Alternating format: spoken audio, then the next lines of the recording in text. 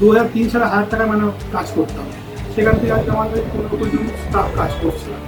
এই যুব সমাজকেই নিয়ে আমাদের সমাজ, ওদেরকে নিয়ে না চললে আমরা ব্যবসা উন্নতি করবো কী করে? সুতরাং ওরা আসলে কোম্পানির রুলস রেগুলেশন মেনে যদি আপনার কাছে আসে, অবশ্যই অলওয়েজ ওয়েলকাম, এবং আমার দিক থেকে যতটা পারবেন অবশ্যই হেল্প করবো।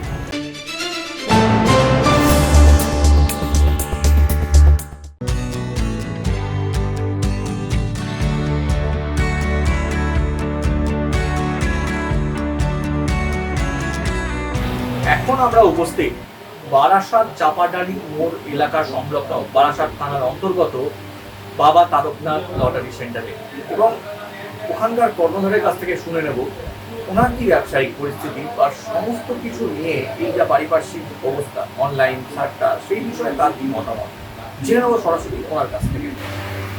লটারি সংবাদে আপনাকে স্বাগত জানাই। নমস্কার, লটারি সংবাদে জনকে আমার চেষ্টা করছি। বলুন। আপনার নাম? বিপ্লব পাল। বিপ্লববাবু, আপনি কত বছর ধরে ব্যবসা করছেন? ধরুন 21 বছর। এই 2 দশক ধরে যে আপনি ব্যবসা করছেন, এই ব্যবসার অনেক আপস অ্যান্ড ডাউনস আপনি দেখেছেন। অবশ্যই 2003 সালে 1000 টাকা মানে কাজ করতাম। সেখান থেকে আজকে আমাদের 15-20 জন স্টাফ কাজ করছে। আচ্ছা বিপ্লববাবু, কত মানুষ যুক্ত হয়েছে এই সময়? টোটাল ডিআর কোম্পানি এবং আমাদের কোম্পানির সঙ্গে ডাইরেক্ট ইনডাইরেক্ট হয় কমসে কম 2 লক্ষ লোক যুক্ত আছে।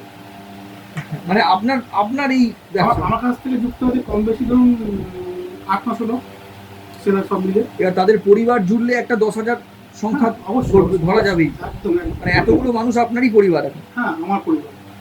এই যে এতটা পথ আপনি হেঁটে এসেছেন, এই পথের শুরুটা যদি একটু বলেন।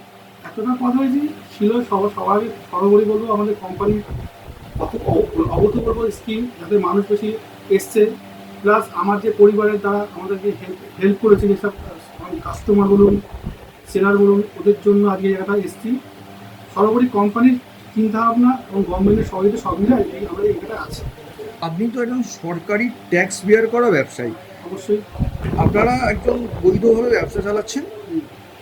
এবার যে সমস্ত দেখা যাচ্ছে পারিপার্শ্বিক পরিস্থিতিতে যে সমস্ত অসাধু ব্যবসায়ীরা যারা সরকারকে ট্যাক্স দিচ্ছে না, কর ফাঁকি দিচ্ছে, তাদের ফলে আপনাদের এই প্রতিষ্ঠিত ব্যবসায় কতটা ভাটা পড়েছে? সেটা এফেক্ট করছে, কিন্তু সেটা প্রশাসনের ব্যবস্থা নেওয়া উচিত।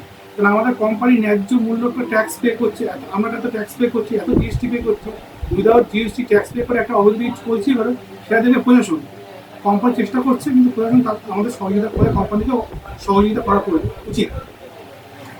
আচ্ছা বিপ্লববাবু, আপনি একটা প্রতিষ্ঠিত ব্যবসায়ী, আপনার কাছে যদি কোনো নবীন ব্যবসায়ী বা কোনো যুব সমাজ, যে কোনো ব্যবসা চলে যুব সমাজের উপর ভিত্তি করে, অবশ্যই। এবার সেই যুব সমাজ যদি আপনার কাছে কোনো ব্যবসায়িক সাহায্য চায়, তাকে আপনি কীভাবে সাহায্য করবেন? অবশ্যই এই যুব সমাজকেই নিয়ে আমাদের সমাজ, ওদেরকে নিয়ে না চললে আমরা ব্যবসা উন্নতি করবো কী করে?